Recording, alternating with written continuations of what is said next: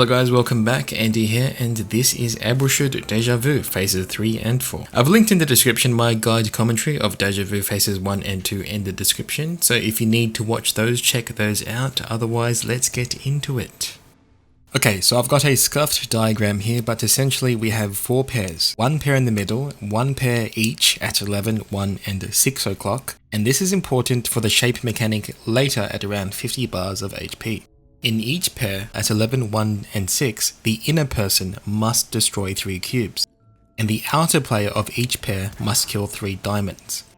The middle pair will coordinate amongst each other to kill blue, red or yellow depending on what color the boss has. This will be explained later on and be much more clear. On top of that, take note of your party number. For party 1, multiply your number by 3. For party 2, multiply your number by 3 and then add 1. These are your clock positions for the typing mechanic. After this pattern, you can counter her, so whenever you see those 4 clones go outwards, she will dash backwards and then you can counter her. And the counter was landed there, very nice. For this laser mechanic, wherever the lasers complete a shape, simply do not be inside it. That is where the AoE will explode and you'll take damage. This is the flower mechanic, kind of like Arcana's skill. Go out initially and then you can go in. So this is the typing meteor mechanic. Again, party 1 is your party number multiplied by 3. So since I'm number 2, I go to 6 o'clock. If I was in party 2, for instance, and I was number 3, I would go to 10 o'clock. 3 times 3 plus 1. So everyone has to land their meteor there, do the typing mechanic and then impair her, otherwise it's a wipe. So after she does this pattern, make sure you find the safe spot and then she'll teleport and you can counter her immediately afterwards. Oh, I actually land the counter there. So we use Gganbu here. Basically you just want to use Gganbu whenever you can get her. That happens to be one of the patterns where you can land it safely. So for this impairment mechanic, it involves a pulsating eye. Notice the direction of the pulses. If they are going out from the eye, you must not look at the eye. Alternatively, you can just look at the eye itself. It looks like a cat's eye, so we would look away from the eye. In this particular scenario, you can just position yourself between the boss and the eye while doing impairment. If you get caught by one of these AoEs, you actually get stun locked and someone needs to break you out using multi-hits. It doesn't matter how much damage you do, you just have to land a series of multi-hits to break people out. So I've decided to skip ahead to the shape mechanic. This happens around 40-50 bars ish, and you'll notice in the middle she flashes yellow, even a yellow glow around her, and additionally there's like a yellow flash across the screen. So that means you do not kill the yellow shapes in the middle. So the 2 people assigned in the middle do not kill the 2 yellow shapes, and of course this goes back to the positioning that we assigned earlier in the video. So your positioning is key at this point. So remember, I was at 11 o'clock and I'm the inside player. So I have to kill the cubes that spawn. And the Holy Knight next to me, he has to kill the diamonds. And this is repeated at 11 o'clock, 1 o'clock and 6 o'clock. So that positioning is key at this point, okay? The 2 people in the middle need to negotiate who kills the remaining 2 colors. It's just important that they do not kill yellow and they each kill their assigned color. So one person would kill blue in this case and the other person would kill the red stars in this case.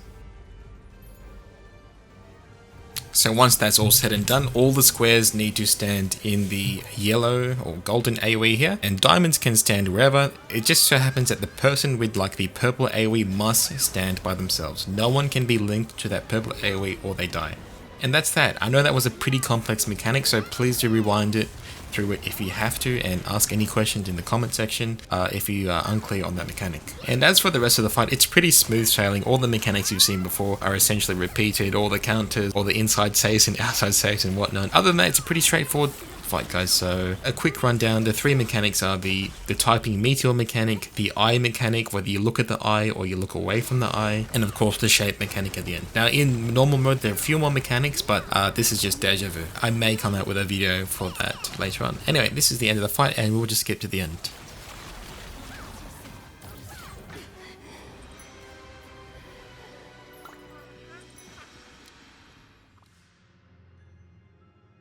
Okay, so here we are at phase 4. Phase 4 is probably the most difficult fight in Dejavu, simply because of all the impairment check mechanics. If you fail an impairment check mechanic, you wipe. and they can be quite tight. They definitely were before Dejavu was nerfed, so depending if RU gets this version or not, it may be quite difficult at first. So you need to bring a lot of impairment. That means if you are in a class with low impairment, bring whirlwind grenades, the blue grenades, like I have in my sorceress here in her 4th battle slot. Here's the first impairment mechanic. So someone just grabbed a buff and they stood over in that little dome area over there, and everyone else has to impair the boss here. So again, look at the top right, there's a buff over there. Someone went to go grab that, and now we're impairing the shape once again. Grab the buff, run into the dome, everyone else impairs, and that is this group impairment mechanic. This is probably the easiest and simplest one. There are 2 others that will randomly occur at 170 bars, and then again I believe at 60 bars or 40 bars, around that mark.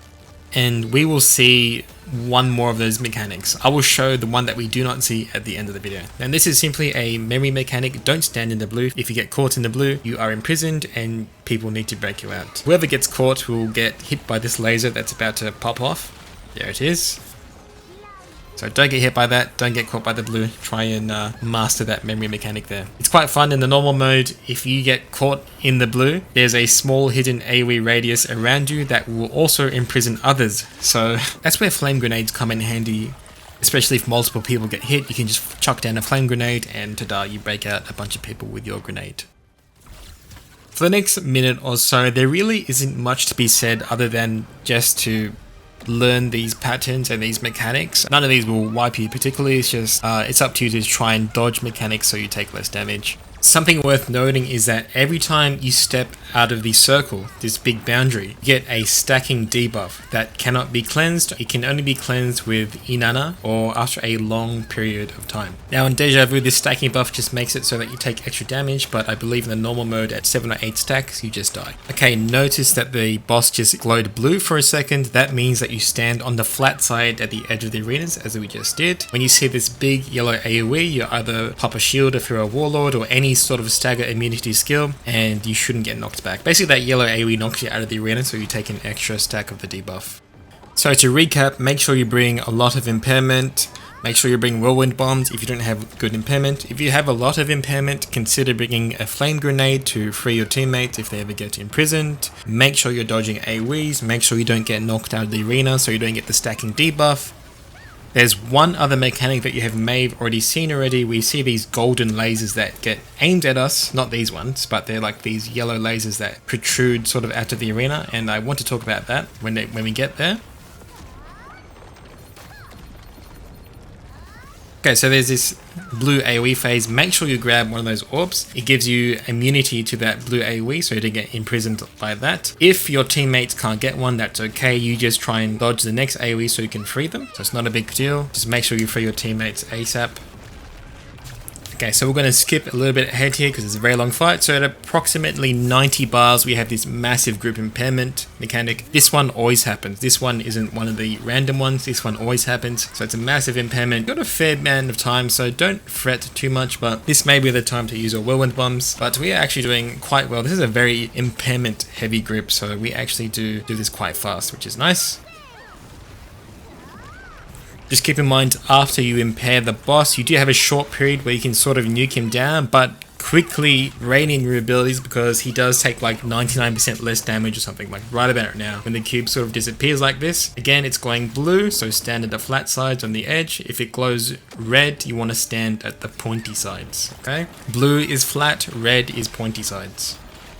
So once again, I'm going to skip forward to 60 bars. So 60 bars is the second group impairment mechanic, and this time we actually get the sphere mechanic. So what we did here, split up party 1 and party 2 to either side. A sphere will spawn at blue or green. One person has to break the sphere and another person has to stand ready next to the boss to soak the other yellow orb that spawns. What happens is that the people who did not soak the yellow orb can stand in the yellow AoE and get a massive impairment bonus. So essentially 4 people, 2 people on each side, are impairing the boss. So that is the second group impairment mechanic. Now there's one more and I'll show you that at the end of the video, okay? Now I wanted to show you what happens when the boss glows red for a little bit. As you can see, you got to stand at the pointy side twice. So that's what happens when the boss glows red.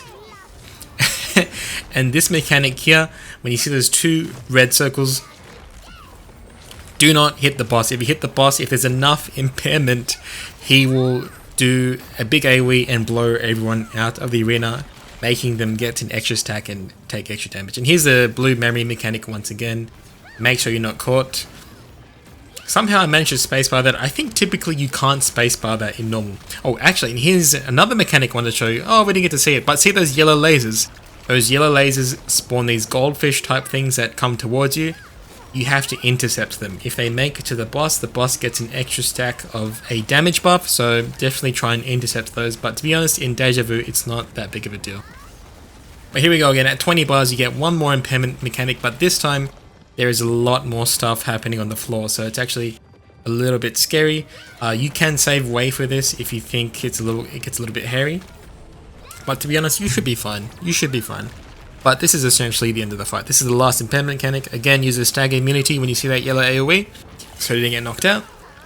And there it is. We essentially have basically killed the boss now. This is the home stretch.